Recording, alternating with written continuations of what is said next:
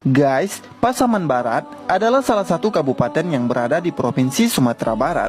Daerah ini dibentuk dari hasil pemekaran Kabupaten Pasaman berdasarkan Undang-Undang Nomor 38 Tahun 2003, tanggal 18 Desember 2003, dengan ibu kota kabupaten berada di Simpang Ampe. Kabupaten ini memiliki luas wilayah 3.864,02 km persegi dengan jumlah penduduk 441.773 jiwa. Kabupaten Pasaman Barat memiliki 11 kecamatan dan 90 nagari.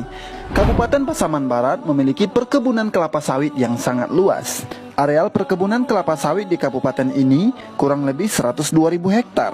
Sekitar 77.000 hektar termasuk perkebunan inti dan plasma, sementara sisanya adalah perkebunan rakyat.